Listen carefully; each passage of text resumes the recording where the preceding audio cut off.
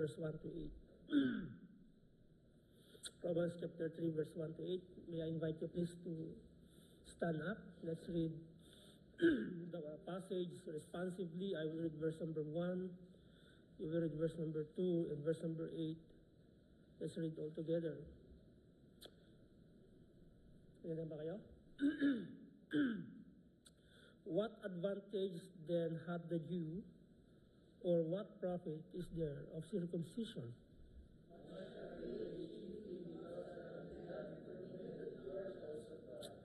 For what if some did not believe? Shall their unbelief make the faith of God without effect?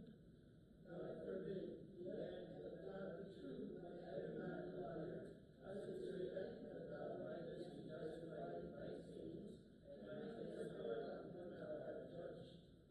But if our unrighteousness commend the righteousness of God, what shall we say? Is God unrighteous who taketh vengeance? I speak as a man.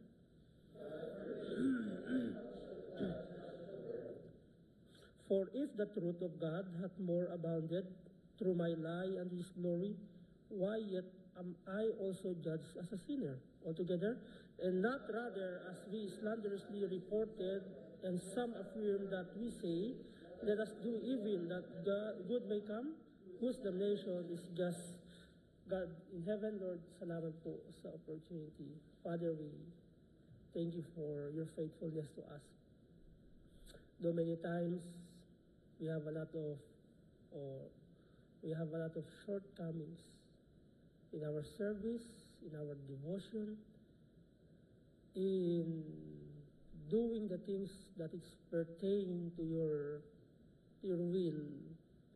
Forgive us, O God, from that wrongs. And we pray, Father, tonight that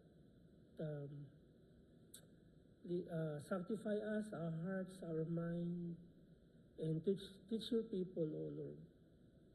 And may this word that we are going to learn tonight will lighten our hearts, that men around us see your glory, that we so privileged to see your glory, O God. All glory belongs to you, Father. In Christ's name we pray. Amen. You may be seated. There are 3 questions or issues in this passage. First issue is that the spiritual privilege or privileges to the Jews. The second issue is that not everyone who hears the gospel believes in it. And the third issue, nabura ko yata.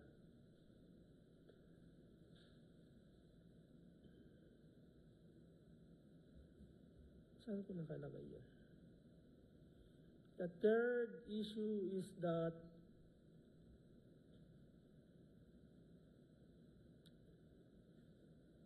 yung fairness ng righteousness of God. Yung fairness. Okay, yung meron kasi diyan mga tanong eh. Okay? So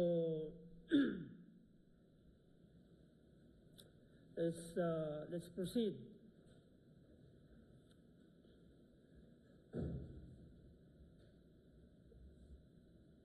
The overall theme of the passage, actually this is not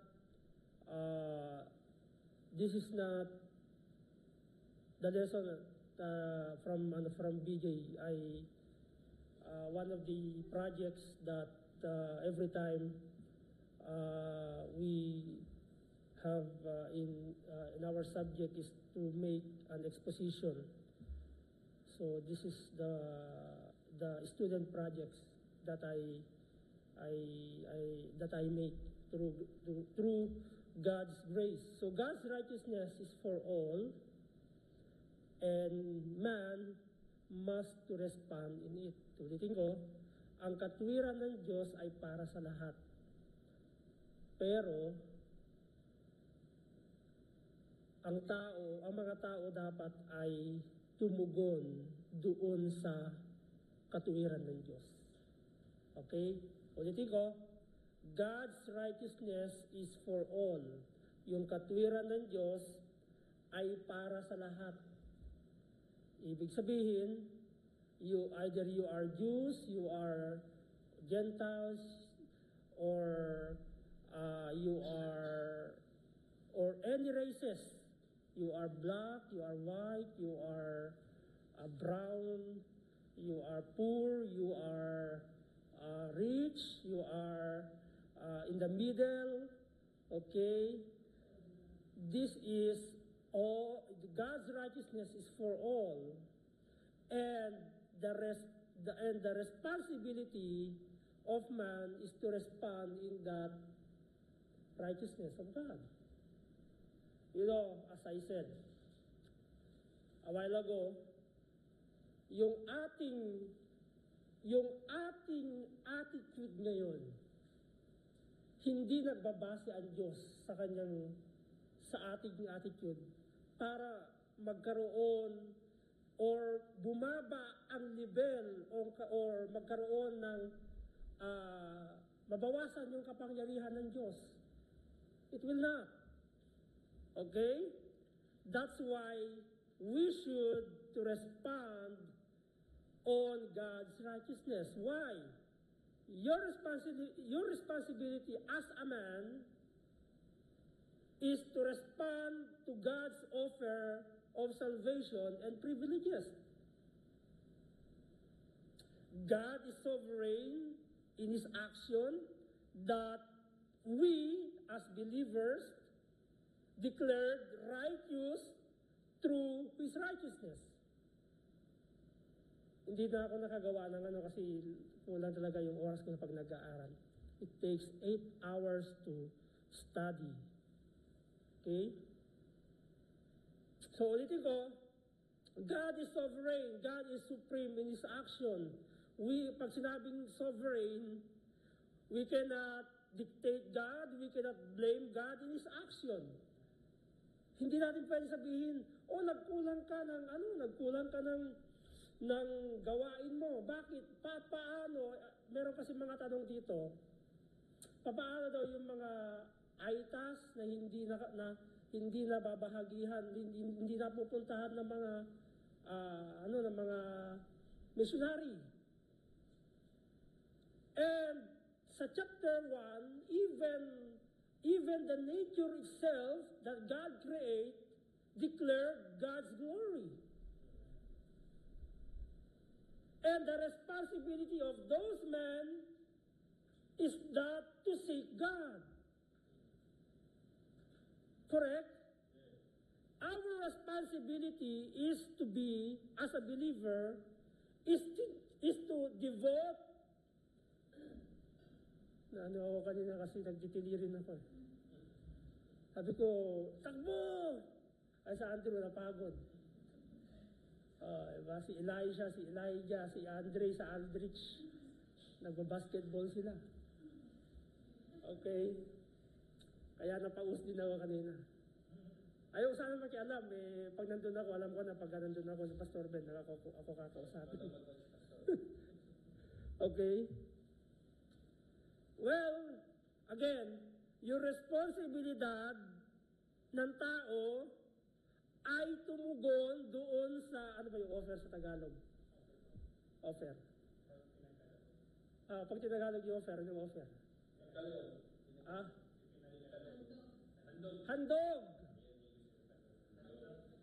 Nakaligtasan sa atin.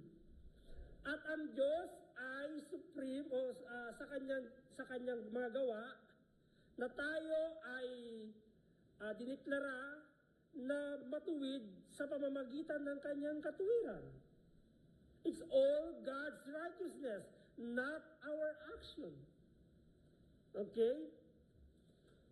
So, sagutin natin yung verse 1 and 2. The question is, in verse 1 and 2 is that,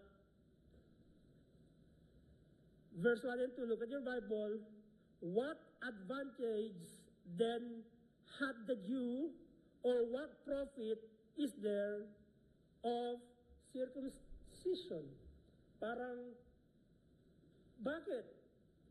Ano ba yung meron sa Jew? Verse number 2, look at your Bible. Much every way, chiefly.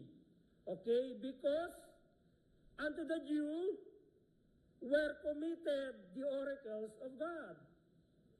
Pag sinabing committed, another term of God entrusted to them the Word of God. Okay? So, ibig sabihin, from Abraham, Isaac, and Jacob, sila yung pinangakuhan. They are the oracles of God. Meaning, that is spiritual privileges to the Jews. But, it doesn't mean spiritual privilege to the Jews. Hindi ibig sabihin, it is a ticket go to heaven. Hindi ibig sabihin ganito. Si Elijah, anak ko, saka si Elisha, pastor ako, di ba? Hindi ibig sabihin na ako nakatitiyak sa langit ako pupunta, tapos yung mga anak ko sa langit din pupunta. Hindi ibig sabihin na ganun. I'll just give them an illustration. But, if they want to go with me in heaven, they should to respond to God's righteousness. Correct? Hindi tayo dito katulad nung kasaligayari, merong mga nag-proxy. Okay? Ginagamit lang yun sa kasal, asaka sa pagnininong. Okay. Pero, pagpunta sa langit, hindi yung spiritual privileges na ibinigay ng Diyos o pinagkatiwala ng Diyos sa mga Hudyo, they should to respond for God's, what should be the response? To believe. Okay? It's not a ticket to go to heaven. It is a privilege for them to know the truth about Christ. Why? Galing sa kanila ang Panginoong Jesucristo. Jesus Christ is a Jew. Jesus Christ is a promise from Genesis up to Revelation. You got the point? Kasi ito yung isa sa issue eh. Paano sila?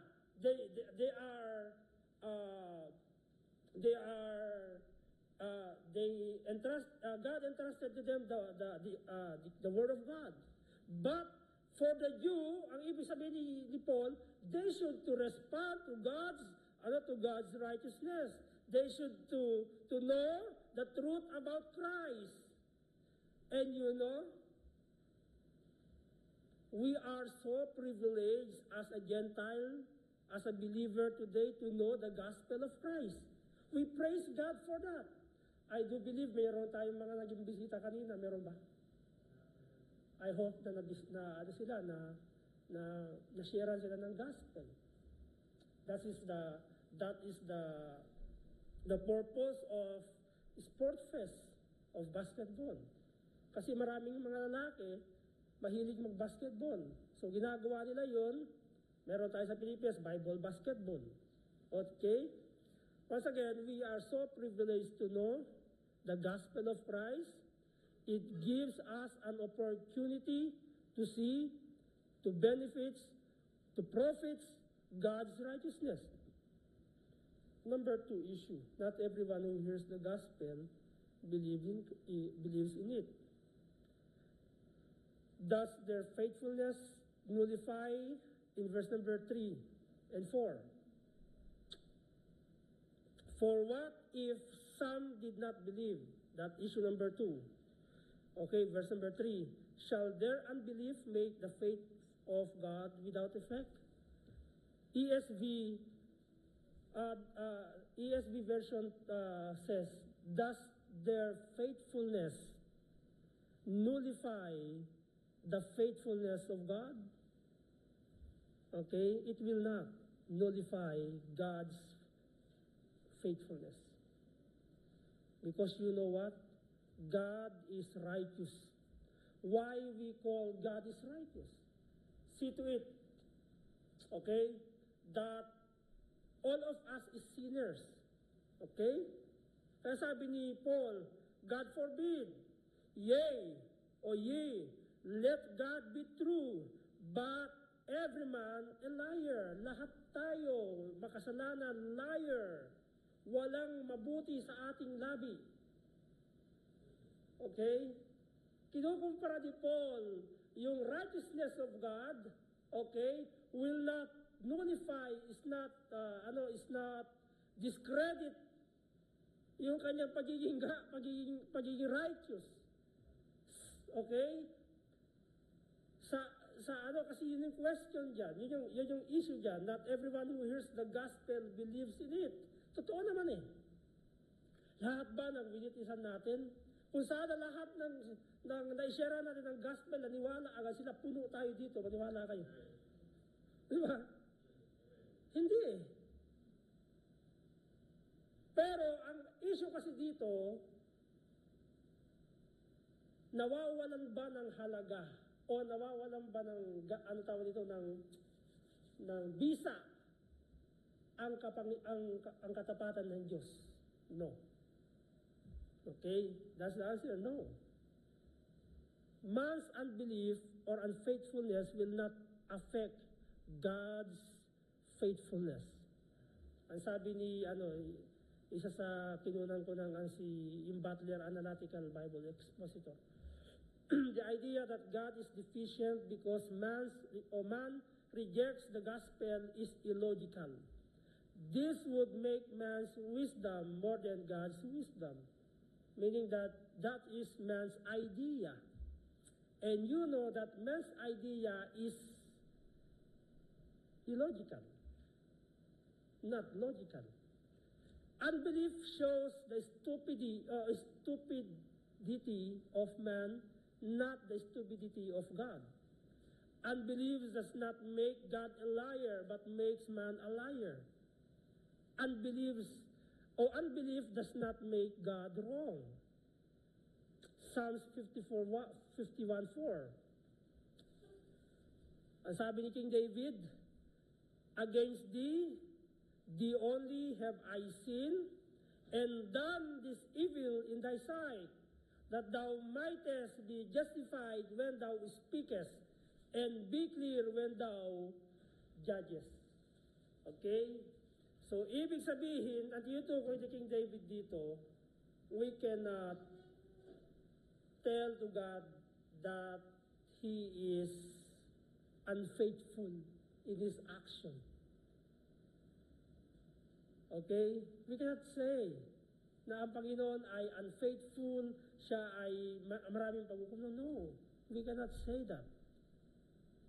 In fact, is that we as a man is a sinners.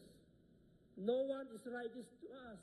Wala isa sa atin. Wala isa sa atin. Kaya nga, ito ay introduction ng second part ng chapter 3 verse 10. That is written, there's none righteous, no, not one. Okay? So, ulitin ko, yung tanong sa verse 3 to 4 is that not everyone who hears the gospel believes in it. Because the issue there is that does their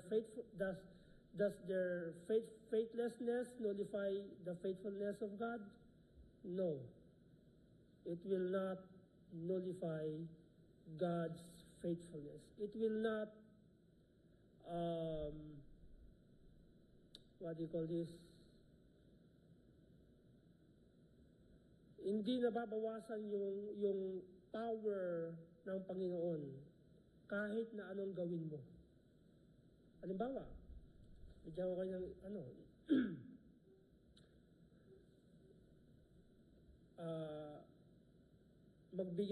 magtapat ka sa Panginoon, maging devoted ka sa Panginoon, hindi madadagdagan yung kapangyarihan ng Diyos. God never changes. sino ang magbe-benefits kapag ikaw ay nagtatapat sa Diyos? Tayo. Correct? Sino ang nabbe-benefits pagka faithful ka sa pag-a-attend mo sa lahat ng service? Tayo. Likewise, hindi mababawasan ang Panginoon ng kapangyarihan kapag hindi ka nagtatapat sa Diyos. Pag hindi ka nagbibigay ng tithes, hindi mababawasan ng Panginoon. Sino sa tingin mo mababawasan? Tayo. Correct? Pero meron kasi mga sympathizers sa church, they are even late, go to church, they are even, or they don't even give their, or return their tithes, but still they receive. There are two things, two facts, two truths. Either they are not true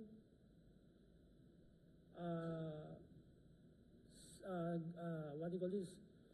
True Christian or true believers, because you know that Satan will also bless, will offer many things in order for you to sidetrack. Another fact is that maybe God give you chance to be faithful. And which in that too is true to you. And you know yourself. God knows us. We cannot say, I cannot say to you, okay? There are four truths in this passage.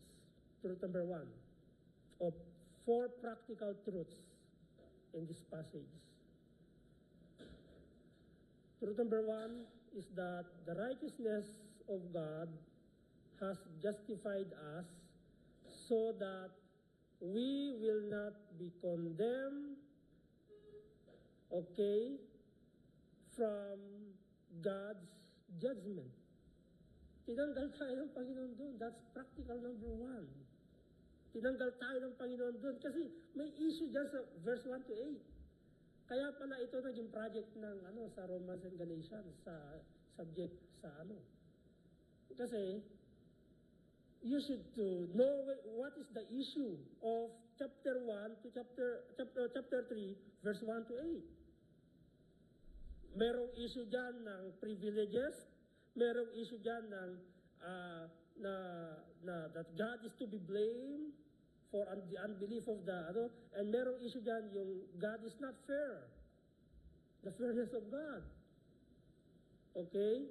But we should to read again and again that we may know. Ano yung nire-raise ng mga tao kay Paul. Okay?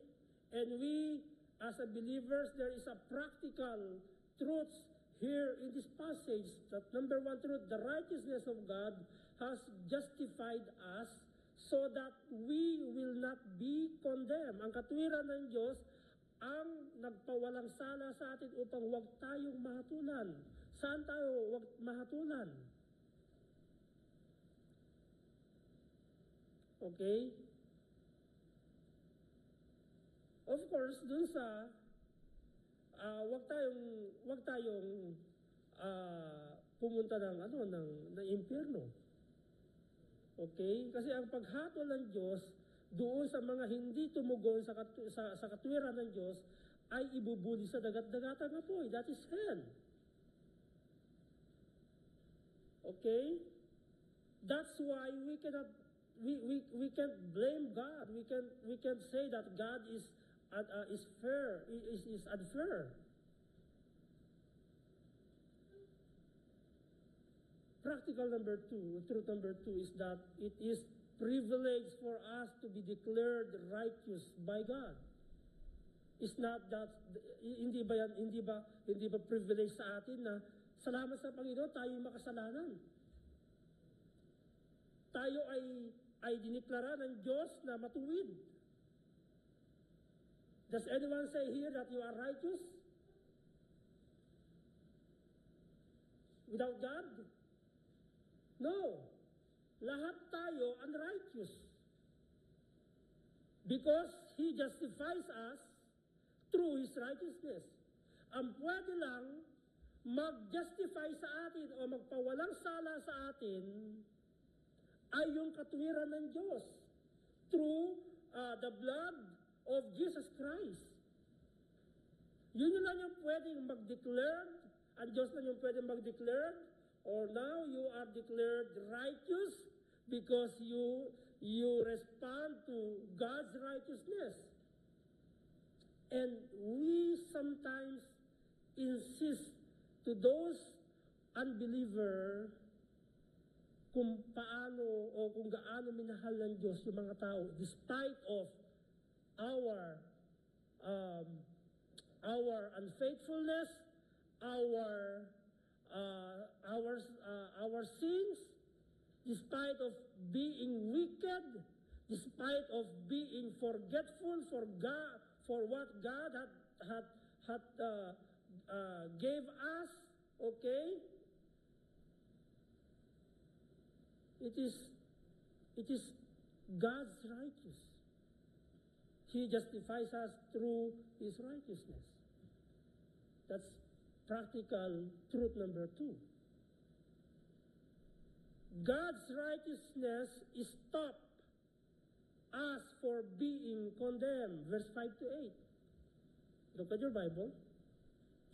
But if our unrighteousness commend the righteousness of God, what shall we say? Ano sasabihin mo?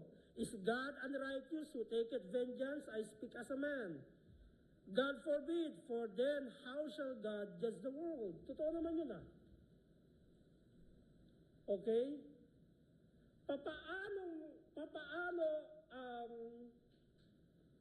Halimbawa, sige, lagay natin, let's give them benefits of the doubts. They were righteous for themselves, to their own ability.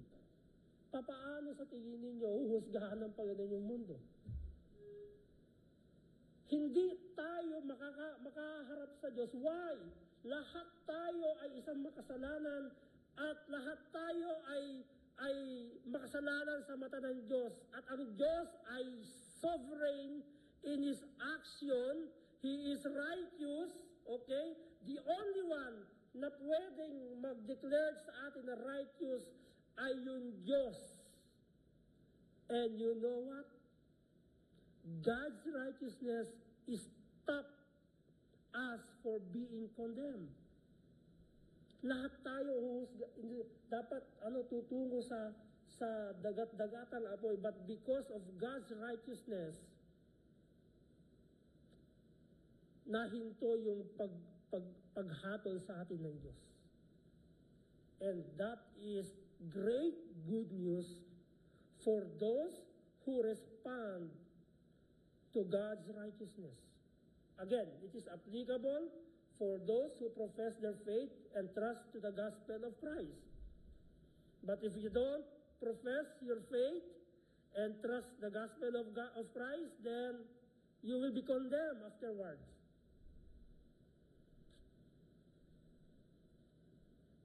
Again, it is applicable for those who profess their faith and trust to the gospel of Christ.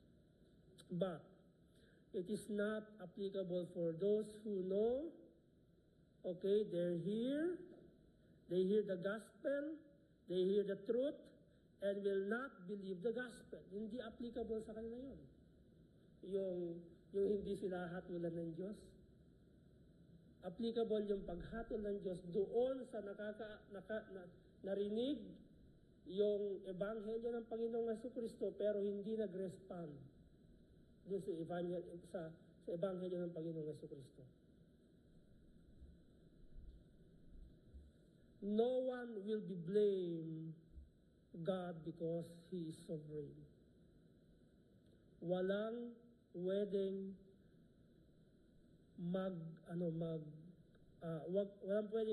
walang pwedeng manisi sa Diyos dahil ang Diyos ay sovereign. Our responsibility is to respond to His offer of eternal security. Amen. That's man's responsibility. We can't be righteous of our own because we're all sinners.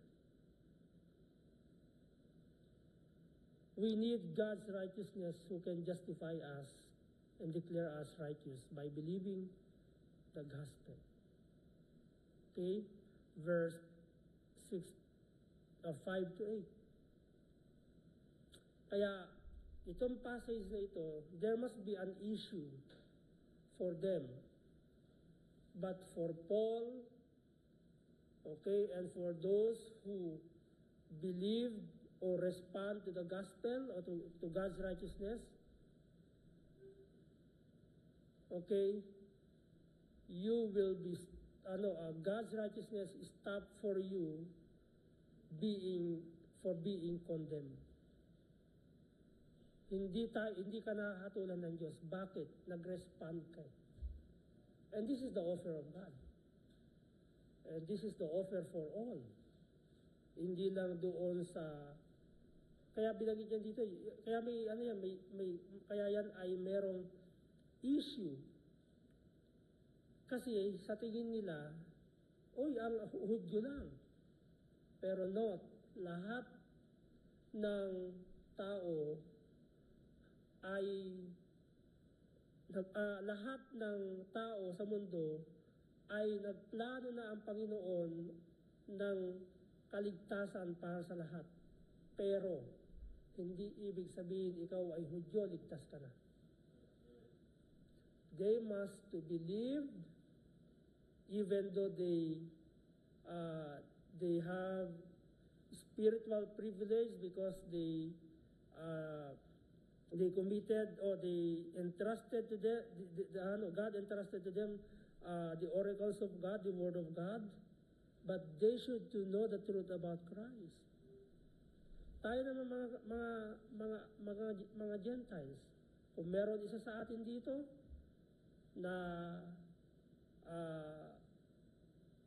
assuming na pupunta sa langit, now is the time you can respond to God's righteousness. By how? By believing Christ, okay, and trust Him as your personal Savior and Lord through His death, burial, and resurrection. Amen? So, again, God's righteousness is for everybody.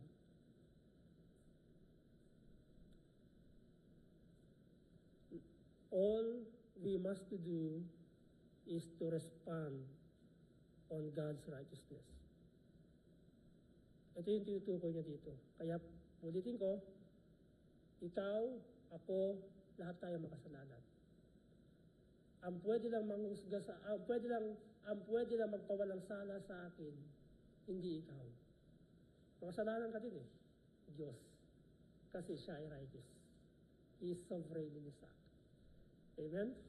Tayo po natin yung mga lang. Tapos na po tayo.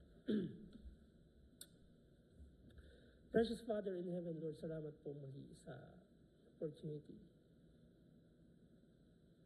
Father, forgive us for our wrongs, for our shortcomings.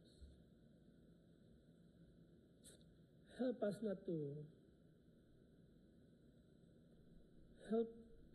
to question you, O Father, or to help those believers not to question you, O Lord, for what you have done to us. In fact, wala po kami talagang pwedeng masabi sa lahat ng ginawa mo. Despite that we are sinners, despite that we are wicked in our ways, despite that we are unfaithful, but You are righteous, O Lord, to us. You offer to us eternal life through Jesus Christ, our Lord and Savior. And nawa itulungan niyo po kami bilang isang mananampalataya na kapag kami, Panginoon, ay nag-share ng gospel, hindi po namin hahatulan yung mga tao, kundi tutulungan niyo po kaming ibahagi sa kanila upang sila ay huwag mahatulan sa kanila po mga kasamaan at kasalanan, Panginoon Diyos. Kung paano mo kami inibig, tulungan niyo po kami na ganoon namin sila iibigin. Panginoon, sa gabing ito, tulungan niyo po ang bawat isa. Mga kapatiran po namin available naman pero hindi po nakapag-choose. Ipaalala niyo po sila sa kanila, Panginoon Diyos, na kayo napakatapat na Diyos. Tulungan niyo po sila, Panginoon Diyos. Forgive us for our wrongs once again. May your name be glorified, O Father. In Christ's name we pray. Amen. Alright? So, magpahinga na kayo. I hope most of you is tired. Galing basketball, galing volleyball. And see you on Sunday. May Bible study. Andre, yung Bible study dun sa ano? Meron ba kayo? Okay. Albert, may ano kayo bukas? May Bible study. Yung ano, yung sinabi ko sa'yo. Ayun, sige.